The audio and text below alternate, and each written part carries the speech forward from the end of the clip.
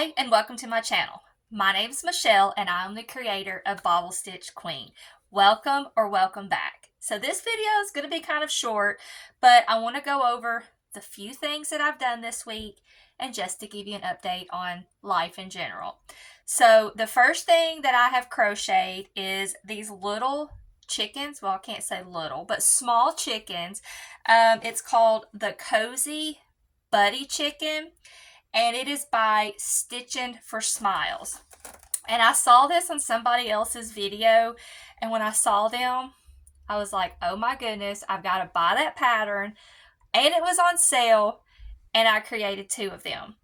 But you look at them like this cute little chicken, and you do not stuff them because they are made like that. They're supposed to be, to cover up like Easter eggs or something else that you're wanting to cover up. But I made this one because this is how the pattern shows, is with this white ruffle. And once I got it done and I saw in the pattern where it suggested, you could do the ruffle any color, I was like, I should have done brown because then it would have looked like a nest. So I did one in brown, and that's what it looks like.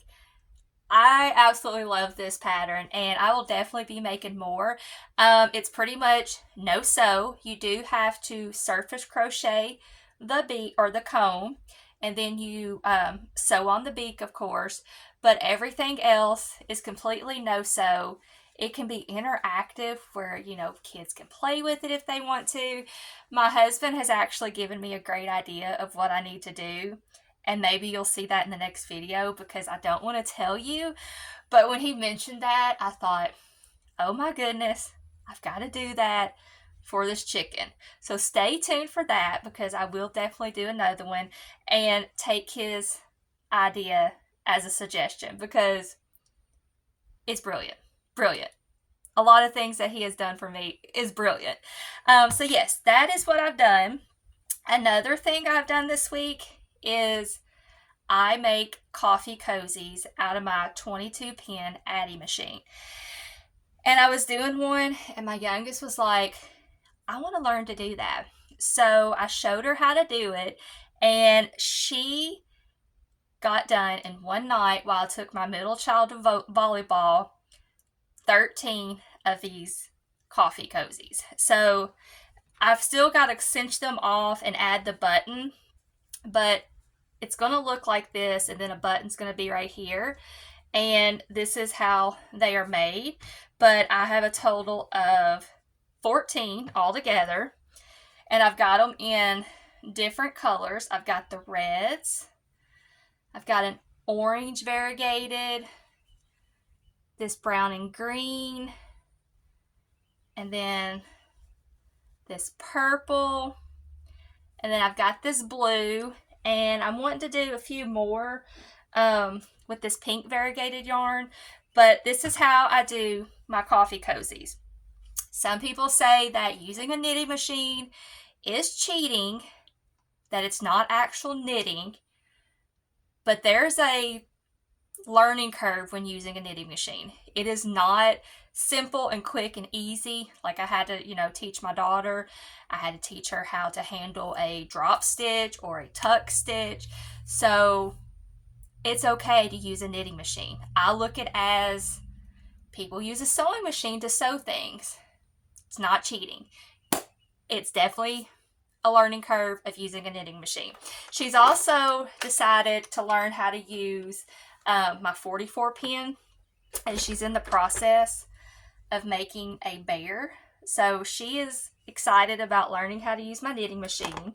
Another exciting thing is she has taken on of learning to crochet. So she tried to teach herself to crochet a couple years ago, and it didn't go the greatest, and she wanted to pick something else up again. So she made a bee, and I told her to never throw it away because that's her first thing that she's done. And then when she gets better, she'll be able to see the difference. But one thing that she did catch on to was crocheting an octo. So she's got a few octos that she's crocheted, and they've turned out really good. So I'm super proud of her for that. back to me to quit talking about, what she's done. I did crochet a couple of other things, and I originally started out wanting to do some of the plushies on a swing. And apparently I'm not using the right yarn because I don't like using Parfait Chunky. So I have the pattern all from Jade, her Swinging Animals, and I was going to do the axolotl. And once I got it done, I looked at it and I was like, that is way too big to have as a swinging animal. So I'm just going to sell this one individually, but this is the axolotl by All From Jade.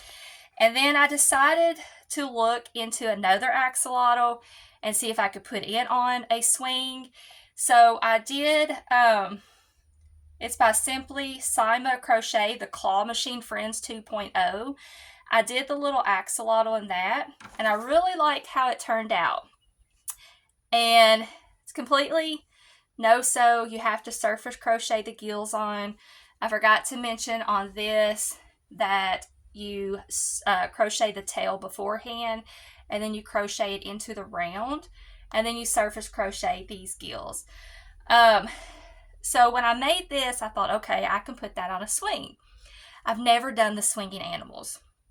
And when I tried to put it on the swing, it didn't look right. It was tilting, kind of wonky. And then I was like, okay, apparently from what I see from these swinging animals, if they have to be sitting upright, and the swing is put through the hands right here. So I just scratched doing the swinging animals in general because I was like, I'm not cut out for this yet. I don't like using Premier Basic, or not Premier Basic. I don't like using Parfait Chunky. Premier Basic is my favorite. That's why the swinging animals didn't work. So yeah, maybe another time I'll try the swinging animals.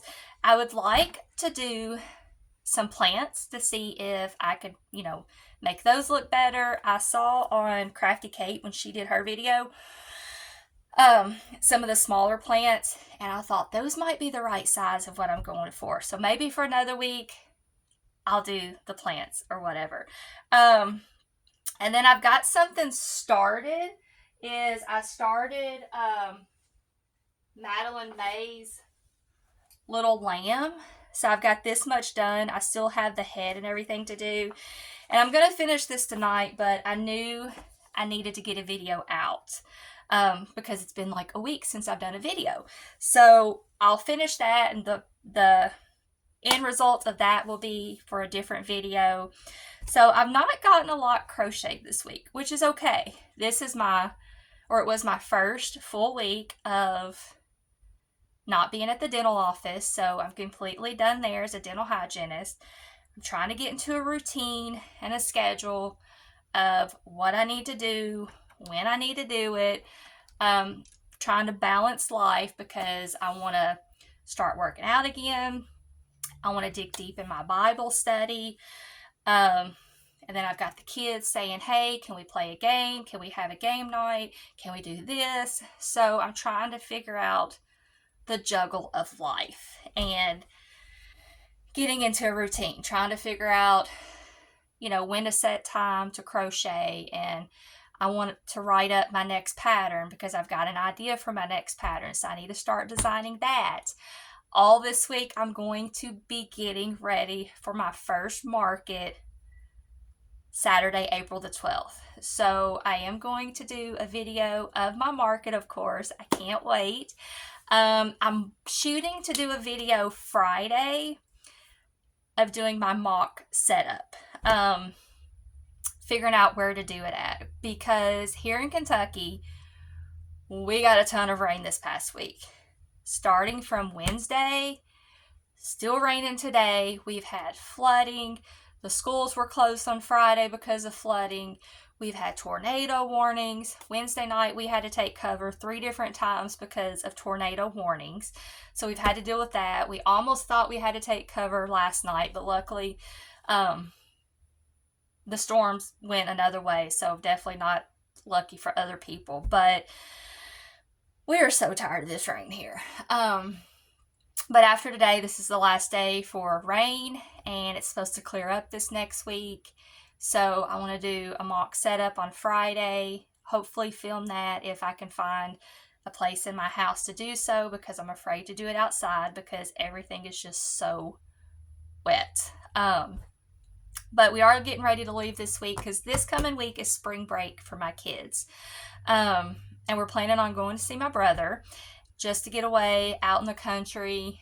And I'm going to be taking some stuff to market prep. Maybe I can try to do some filming. And then when we get back on Friday, do the video for the mock setup. And then Saturday, do some video for my first market to film, which I'm super excited about. My daughter's super excited as well because she's the one that goes to markets with me, my youngest. And she's like, Mom, I'll film for you. You know, I'll film while you interact with the customers and stuff like that. So it's definitely going to be a learning curve for this first market video, but I think it'll turn out good. So yeah, that's just an update of everything and just figuring out my new lifestyle of no longer being a hygienist and being a full-time crocheter as my small business. So that is it for this video. Told you it was super short, but I wanted to give you an update and just let you know what was going on, let you know what few things I have crocheted. Definitely not as much as I want to, which is okay. We have those weeks where we just don't crochet a lot, but we pick up where we left off. That's all we can do. Give ourselves grace and just go with it. Just go with it. But thanks for sticking around and stay tuned for the next video, which will be my mock setup and or my market prep, or not market prep, market vlog. But yeah, thanks for sticking around. Have a great Sunday and check in later. Bye.